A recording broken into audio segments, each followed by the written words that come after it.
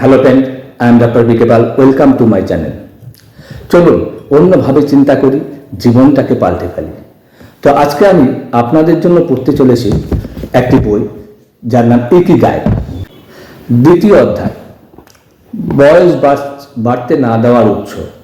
ছোট ছোট বিষয়ে আপনাকে আনন্দে ভরা দীর্ঘ জীবন লাভ করে। বয়স বৃদ্ধির পেছনের গল্প। গত শতাব্দী থেকে আমরা আমাদের গড় আয়ু প্রতি বছর 0.3 বছর উদ্বৃত্ত করতে সক্ষম হয়েছি। একবার ভেবে দেখুন তো, যদি আমাদের কাছে এমন কত তন্ত্র জ্ঞান থাকতো যার দ্বারা আমরা নিজেদের গড় আয়ু প্রতি বছর 1 বছর করে বৃদ্ধি করতে পারতাম, তাহলে আমরা নিজেদের বয়স বৃদ্ধি প্রক্রিয়াটাকে অনেক বেশি পিছনে ফেলে দিতে পারতাম, আর জিম শাস্ত্রের সিদ্ধান্ত অনুসারে অমরত্ব লাভ করতে পারতাম।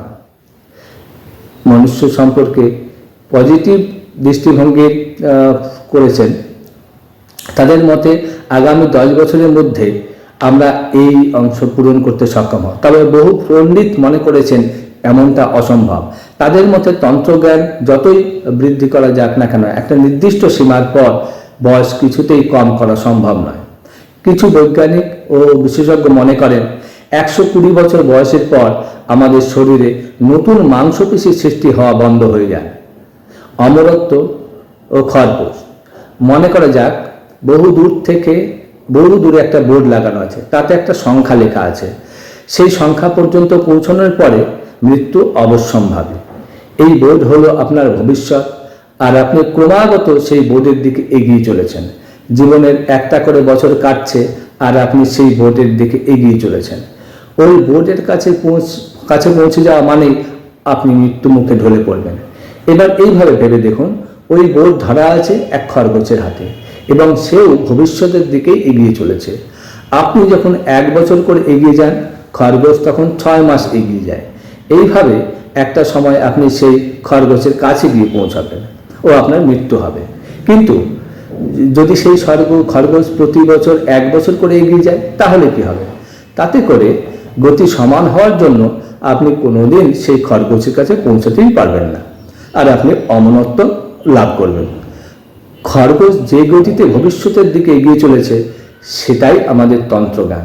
প্রযুক্তি যত এগিয়ে যাবে, আমরা আমাদের নিজেদের শরীরকে যতটা বুঝতে পারব, আমাদের খরগোশ ততটাই দ্রুত গতিতে এগিয়ে যেতে সম্ভব হবে। অমরত্ব বলতে সেই অবস্থাকেই বোঝায় যে প্রতি বছর খরগোশকে আরও 1 বছর করে এগিয়ে যেতে পারবো, তবেই মৃত্যু আমাদের ধরাছোঁয়ার বাইরে থাকবে আর আমরা অমরত্ব লাভ করতে পারবো। কার্যক্ষম মন এবং যোগাসন। এক অতি প্রাচীন প্রবাদ আছে, সুস্থ শরীরে সুস্থ মনের বাস। তবে এমন অর্থপূর্ণ প্রাচীন প্রবাদ আমাদের চিন্তা করতে বাধ্য করে। এই প্রবাদ থেকে আমরা এটা বুঝতে পারি যে শরীর এবং মন দুটোই কতটা গুরুত্বপূর্ণ।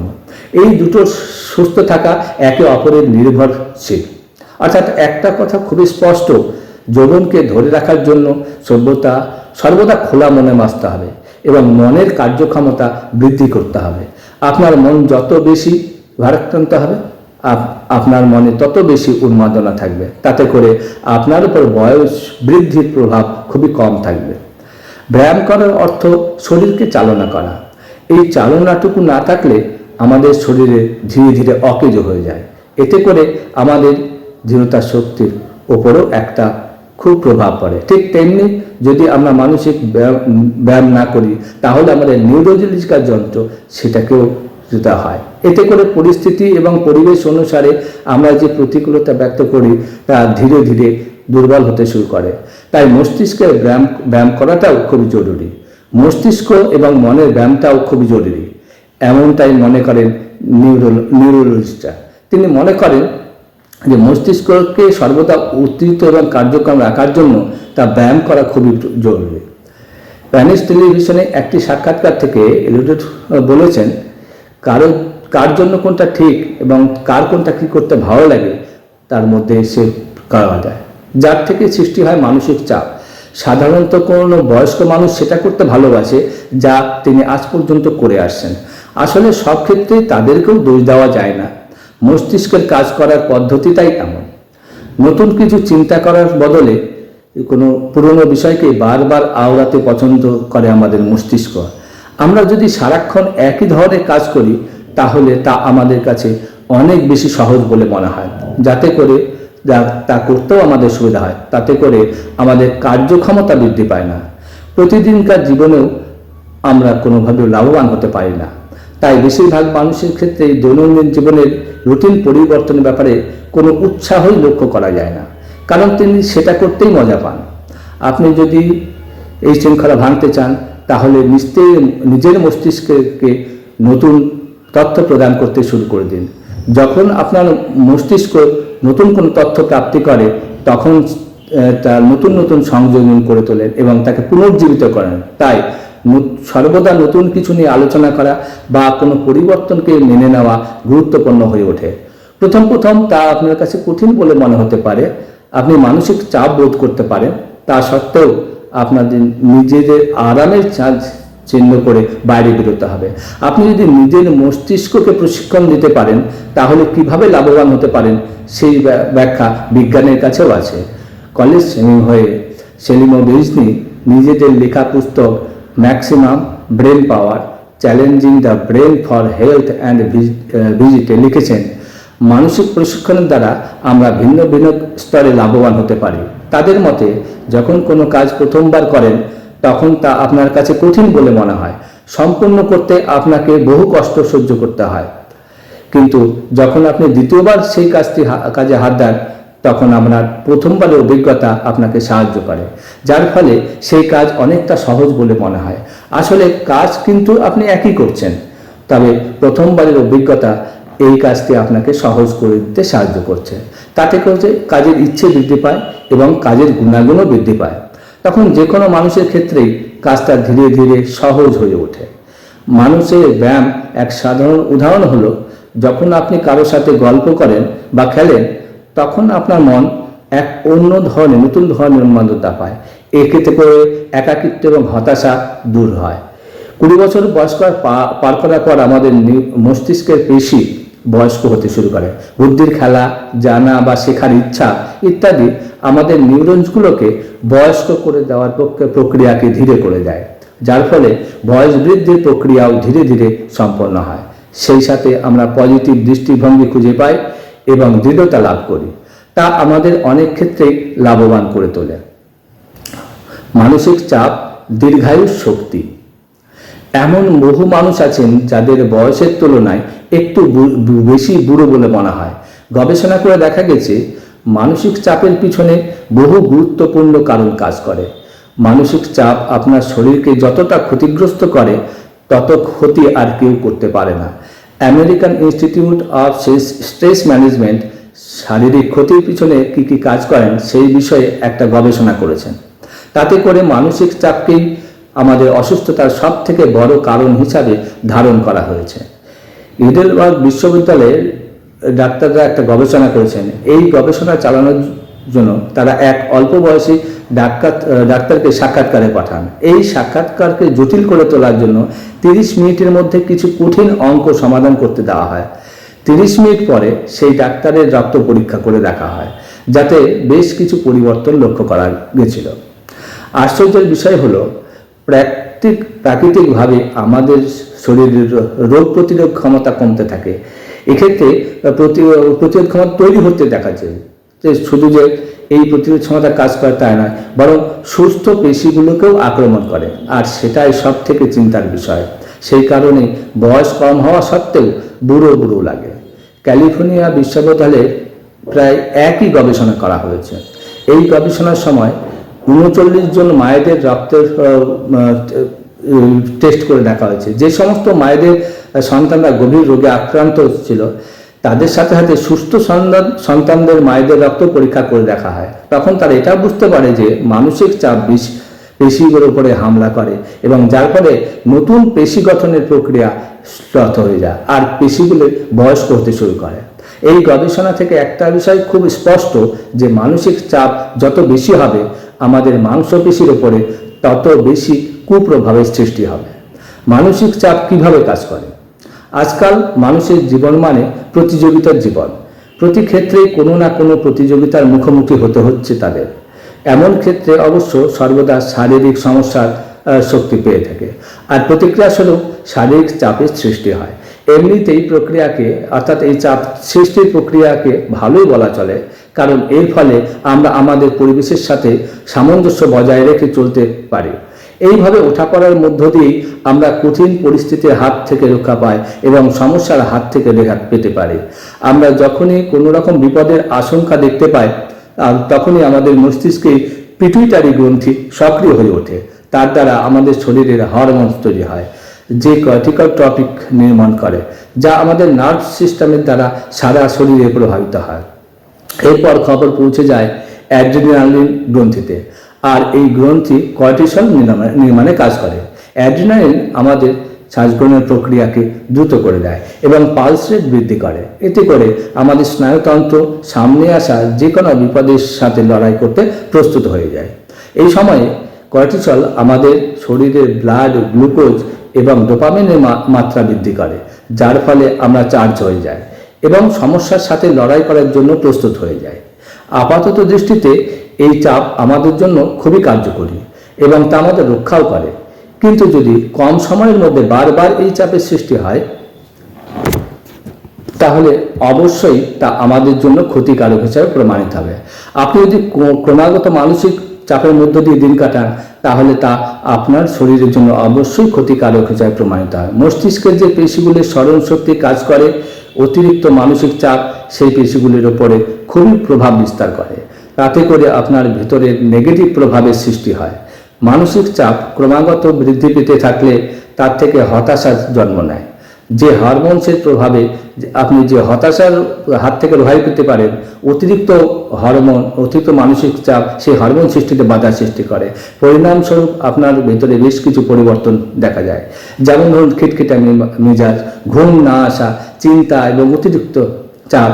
এখানে বৃদ্ধ মানুষ এবং লোকের মধ্যে একটি পার্থক্য নিরূপণ করা হলো। প্রথমত, বেশিরভাগ সময় শান্ত হয়ে বসে থাকে বৃদ্ধ মানুষেরা।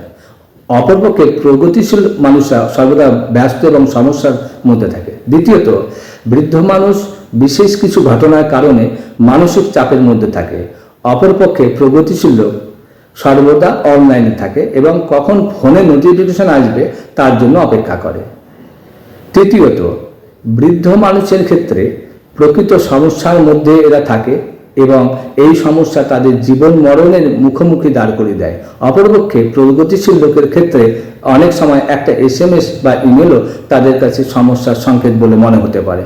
চতুর্থত, সমস্যা প্রকৃত হওয়ার কারণে বৃদ্ধ মানুষের ক্ষেত্রে সমস্যার সময় কর্টিসল এবং অ্যাড্রিনালিনে সুস্থ রাখতে সাহায্য করে। অপরপক্ষে প্রগতিশীল মানুষের ক্ষেত্রে দেখা যায় যে সর্বদা কম মাত্রায় কর্টিসলের প্রভাবের কারণে শরীরে ক্ষতি করে এবং বিপদকে ডেকে আনতে পারে, এরকম পরিমাণও দেখা যায়। আমরা যে পরিস্থিতির মধ্যে দিয়ে দিন কাটাই তা আমাদের শরীর এবং মনের উপরে বিশেষ প্রভাব ফেলে।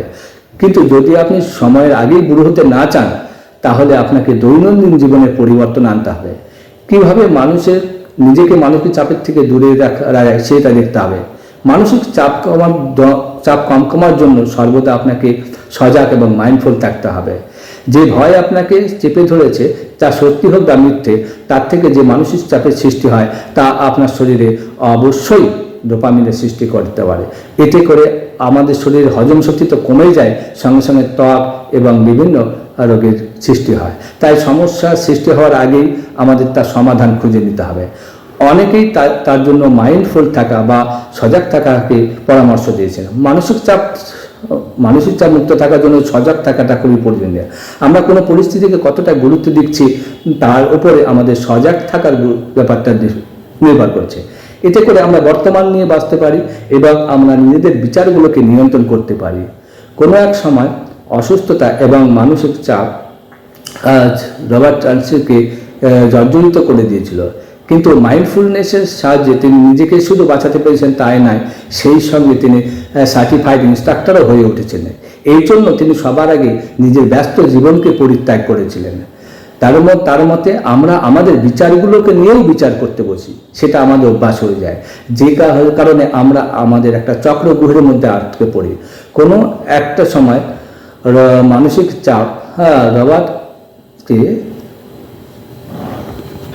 আমাদের এই চক্রগ্রহ থেকে বাইরে আসার কলা শিখতে হবে। আমরা অনেককেই চিনি যারা খাবার খেতে খেতে ফোনে কথা বলা অথবা টিভি দেখেন। আপনি যদি এমন কাউকে জিজ্ঞেস করেন যে আপনি এখনই যে অমলেটটা খেলেন তাতে পেঁয়াজ ছিল কিনা, তিনি উত্তর দিতে পারবেন না। সজাগ থাকার জন্য আপনাকে সবার আগে যেটা করতে হবে তা হলো ধ্যান বা মেডিটেশন। এই বিশ্ব প্রতিনিয়ত আমাদের কাছে বিভিন্ন রকমের বার্তা প্রেরণ করেন। ধ্যান সেই বার্তা গ্রহণের ক্ষেত্রে ছাঁকনির কাজ করে, অর্থাৎ কোন বার্তা আপনার মস্তিষ্ক পর্যন্ত পৌঁছে যাওয়া উচিত আর কোনটা না তা ধ্যানের সাহায্যেই ঠিক করা যায়। শ্বাস বায়ুর সঙ্গে সম্পর্কিত ব্যায়াম এবং বডি স্ক্যানের মাধ্যমেও আমরা এটা পূরণ করতে পারি। মাইন্ডফুলনেস অর্থাৎ সজাগ থাকার জন্য আমাদের শিক্ষাটা খুবই জরুরি। যদি আমরা সর্বদা মনোযোগ সহকারে এই কাজ করতে পারি তাহলে অবশ্যই আমরা আমাদের মানসিক চাপকে মুক্ত করতে পারি। সামান্য মানসিক চাপ কিন্তু আপনার জন্য ভালো। অত্যধিক মানসিক চাপ আপনার শরীর এবং দীর্ঘায়ুর পক্ষে খুবই ক্ষতিকারক প্রভাব বিস্তার করে, তা আপনার জন্য প্রাণঘাতী হয়ে উঠতে পারে। কিন্তু সামান্য মানসিক চাপ আপনার জন্য খুবই লাভজনক। ডক্টর হাওয়ার্ড বলেছেন, ক্যালিফোর্নিয়া বিশ্ববিদ্যালয়ের অধ্যাপক, তিনি প্রায় 20 বছর মানসিক চাপে বিভিন্ন কাজ করেছেন। তিনি মানুষের জীবনের উপরে চাপ কিভাবে প্রভাব বিস্তার করে সেটাই ছিল তার গবেষণার মূল কারণ। তার মতে মানুষের মধ্যে যে সামান্য পরিমাণ মানসিক চাপ থাকে তাহলে তার যে কোনো সমস্যার সাথে লড়াই করার শক্তি সরবরাহ করে। এই ধরনের মানুষেরা বহুদিন বাঁচে এবং একটা সুন্দর জীবন অতিবাহিত করতে সক্ষম হয়। এর থেকে একটা বিষয় প্রমাণিত হয়, যারা নিজেদের মানসিক চাপকে নিয়ন্ত্রণ করতে পারেন তাদের ওপর মানসিক চাপ পজিটিভ প্রভাব বিস্তার করতে পারে এবং এর ফলে তাদের জীবন আনন্দে ভরে ওঠে এবং এর ফলে তারা মদ্যপান বা ধূম্রপানের মতো অভ্যাসে লিপ্ত হন না। এর মধ্যে আপনি এমন কিছু মানুষের সঙ্গে পরিচিত হবেন যারা 100 বা 110 বছর বয়স পর্যন্ত জীবন অতিবাহিত করে। তাদের সঙ্গে সাক্ষাৎ হওয়ার পরে আপনি বুঝতে পারবেন তারা কতটা ভালো জীবন অতিবাহিত করতে সক্ষম হয়েছে। সবচেয়ে বড় কথা হলো তারা একটা কর্মময় জীবন অতিবাহিত করতে সক্ষম হচ্ছে। বসে থাকা বয়স বৃদ্ধির কারণ হতে পারে। পশ্চিমে এক স্থানে কাজ করে থাকার সংস্কৃতি একটা মাথা চাপা দিয়েছে। এর থেকে উচ্চ রক্তচাপ মতো সমস্যার সৃষ্টি হচ্ছে। আপনি যদি ঘরে বা বাইরে যদি কোনো স্থানে একই সঙ্গে বসে কাজ করেন তাহলে তা আপনার মাংসপেশিগুলোকে দুর্বল করে দিবে। তাতে করে নিঃশ্বাস এবং প্রশ্বাসের সমস্যা সৃষ্টি হতে পারে। একই জায়গায় বসে থাকার কারণে হাইপারটেনশন, বদহজম, হৃদরোগ বা হাড় দুর্বল হয়ে যেতে পারে। সম্প্রতি একটা গবেষণায় দেখা গিয়েছে যারা একই জায়গায় বসে কাজ করেন তাদের রোগ প্রতিরোধক ক্ষমতাও অন্যদের তুলনায় অনেক কম। এদের শরীরে কার্যক্ষমতা বিশেষভাবে প্রভাবিত হয়।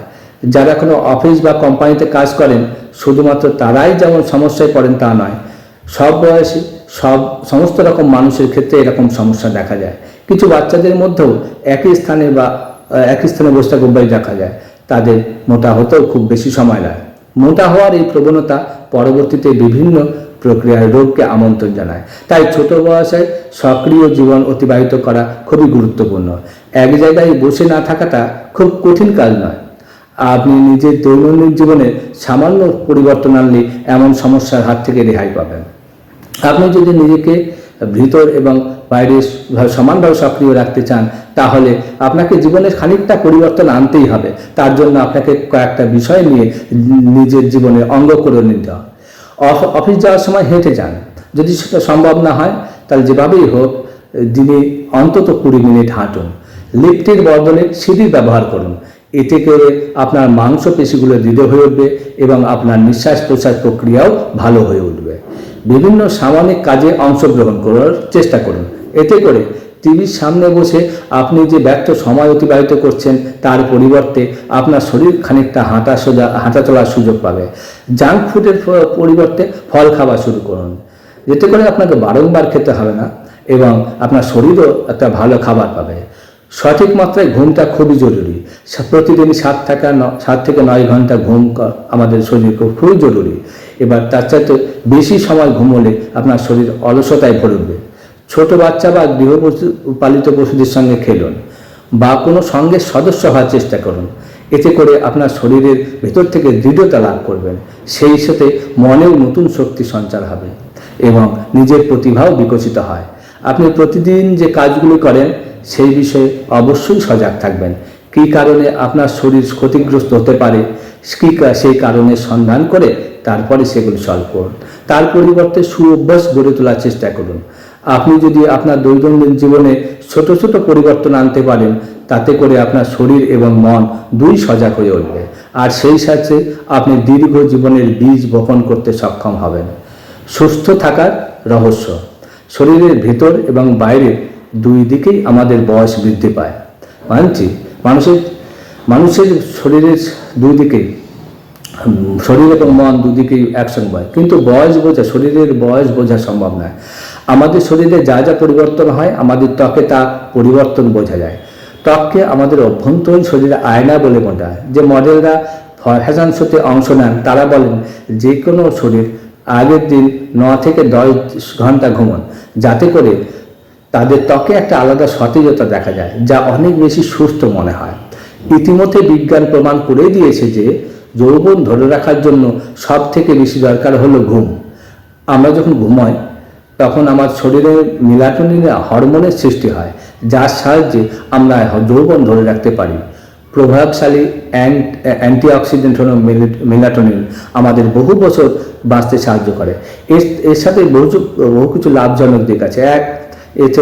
এটা আমাদের বহু রোগের সঙ্গে লড়তে সাহায্য করে। 2, ক্যান্সারের সঙ্গে লড়াই করার মতো প্রয়োজনীয় রোগ প্রতিরোধক ক্ষমতা বৃদ্ধি পায়। 3, প্রাকৃতিক ইমিউনিটি সৃষ্টি করে। অ্যালজাইমার মতো রোগের আশঙ্কা কম পায়। হৃদরোগের সঙ্গে লড়াই করার ক্ষমতা বৃদ্ধি করে। এই কারণগুলির জন্যই মেলাটোনিন আপনাকে সর্বদা যৌবন ধরে রাখতে সাহায্য করে। 30 বছর বয়সের পর থেকে মেলাটোনিন উৎপাদনের মাত্রা হ্রাস পায়, এটা মাথায় রাখবেন। কিন্তু যে প্রক্রিয়াগুলি আলোচনা করা হয়েছে তার সাহায্যে আপনি মেলাটোনিন উৎপাদনের মাত্রা বৃদ্ধি করতে পারেন। 1, সুষম খাদ্য গ্রহণ করা। খাবারে যেন ক্যালসিয়ামের পরিমাণ বেশি থাকে, সেদিকে বিশেষ ধ্যান দেবেন। 2, শরীরকে সঠিক মাত্রায় রোদ খাওয়ানো জরুরি। 3, দিনে 8 থেকে 9 ঘন্টা ঘুমন। 4, মানসিক চাপ, অতিরিক্ত মদ্যপান, অতিমাত্রার ধূমপান আপনার গভীর ঘুমের উপরে প্রভাব সৃষ্টি করতে পারে। অতিরিক্ত কাফিন জাতীয় দ্রব্য সেবন করা গভীর ঘুমে ব্যাঘাত ঘটলে মেলাটোনিন সৃষ্টির ক্ষেত্রেও ব্যাঘাত ঘটবে। কৃত্রিম উপায়ে মেলাটোনিন সৃষ্টি করা যায় কিনা তা নিয়ে গবেষণা চলছে, তাতে করে আপনি দীর্ঘায়ুর অধিকারী হতে পারেন। যদি তা করা সম্ভব হয় তাহলে একটা বিষয় খুব স্পষ্ট হয়ে যায়, সর্বদা যৌবন ধরে রাখতে হয় আমাদের নিজের ভিতরেই আছে। যুবক থাকার দৃষ্টিভঙ্গি। আমাদের মন অসীম শক্তির অধিকারী। আপনাকে যুবক দেখাবে নাকি বুড়ো তার জন্য আপনার মনও অনেকখানি দায়ী। অনেক ডাক্তারই মনে করেন মানুষের মনের যৌবন ধরে রাখার জন্য মনকে চালনা করা বা তাকে দৃঢ় রাখাটা খুবই জরুরি। এটাই ইকিগাইয়ের তত্ত্ব। শুধুমাত্র সমস্যার সময় ব্যবহার করলে হবে। সর্বদা জোশে পরিপূর্ণ এবং কার্যক্ষমতা বৃদ্ধি করে চলে। নিয়োশিমা বিশ্ববিদ্যালয়ে যে গবেষণা করা হয়েছিল তার উপরে ভিত্তি করে 2টি ফলাফল পাওয়া যায়। প্রথমত, সেখানকার মানুষদের মধ্যে অসীম পজিটিভ দৃষ্টিভঙ্গি লক্ষ্য করা যায়। দ্বিতীয়ত, তারা সৃজনশীলতার দিক থেকেও খুবই সক্ষম। অন্যভাবে বলতে গেলে বলা যায়, যারা যে কোনো সমস্যাকেই পজিটিভ দৃষ্টিতে দেখতে জানে এবং নিজের আবেগকে সঠিক পথে চালনা করতে জানে, তারা সঠিকভাবে দীর্ঘ জীবনের পথেও এগিয়ে যেতে সক্ষম। যারা সমস্যার মধ্য থেকেই নিজেদের মুখের হাসি ধরে রাখতে চান তাদেরকে সারা জীবন যুবক বলে মনে হয় এবং সংযমী জীবনশৈলী চিন্তা দূর করতে এবং মানসিক চাপ কম করতে সাহায্য করে। যারা 100 বছরের বেশি বাঁচে আর যারা দীর্ঘ জীবনের অধিকারী হয় তাদের মধ্যে বেশ কিছু সাদৃশ্য লক্ষ্য করা যায়। তাদের জীবনেও বহু সমস্যা আসে, কিন্তু তারা সেই সমস্যাগুলোকে পজিটিভ দৃষ্টিতে দেখতে জানে। তারা হাসি মুখে সমস্যার মুখে ঝাঁপিয়ে পড়ে এবং তা জয় করতে সক্ষম হয়। 2017 সালে বিশ্বের সবথেকে বয়স্ক মানুষ হিসাবে আলেকজান্ডার ইনিসকে চিহ্নিত করা হয়েছিল। সেই সময় তার বয়স ছিল 111 বছর। এই সুবাদে তার নাম গিনিস বুক অফ ওয়ার্ল্ডের জায়গা করে নেয়। তার সাক্ষাৎকার নিতে গিয়ে এই দীর্ঘায়ু প্রাপ্তির পিছনে কি কি কারণ আছে সেইগুলি জানতে পারি। দীর্ঘায়ু কারণ। আমি যখন অগ্নিতে ছিলাম তখন একদিন এক মহিলার কবিতা শুনেছি। সেই মহিলার বয়সও ছিল প্রায় 100 বছর। এই কবিতা তিনি নিজের ভাষায় অর্থাৎ জাপানি ভাষায় শুনিয়েছিলেন। বাংলায় অনুবাদ করলে যা দাঁড়ায় তা হলো, সুস্থ ও দীর্ঘ জীবন পাওয়ার জন্য সমস্ত খাবারের মধ্যেই খুশি মিশিয়ে নাও, তাড়াতাড়ি শোনো, তাড়াতাড়ি উঠুন, সঙ্গে সঙ্গে চলতে শুরু করুন, আর আমি প্রতিদিন শান্তি নিয়ে বাঁচি এবং জীবনযাত্রার আনন্দ উপভোগ করি। সুস্থ ও দীর্ঘায়ুর জন্য আমি প্রতিটা মুহূর্তকে নিজের বলে মনে করি। গরম, ঠান্ডা বা বর্ষা সমস্ত ঋতুই আমার কাছে প্রিয়। আপনার আঙুলের বয়স কত তা নিয়ে ভাববেন না, নিজের মস্তিষ্ক দিয়ে আঙুলের সাহায্যে কাজ করে যান। সর্বদা কাজের মধ্যে ডুবে থাকুন আর কাজ করতে থাকুন। 100 বছর বয়স নিজের থেকে আপনার হাতে এসে ধরা দেবে। এবার আমি নিজের আঙুলের ব্যবহার করে পরের পৃষ্ঠায় যেতে বলছি। এই অধ্যায়ে নিজের জীবন এবং দীর্ঘ জীবনের মধ্যে কেমন সম্পর্ক রয়েছে সেটা দেখেছে। সো ফ্রেন্ড, আজকের ভিডিও এই পর্যন্তই। Thank you.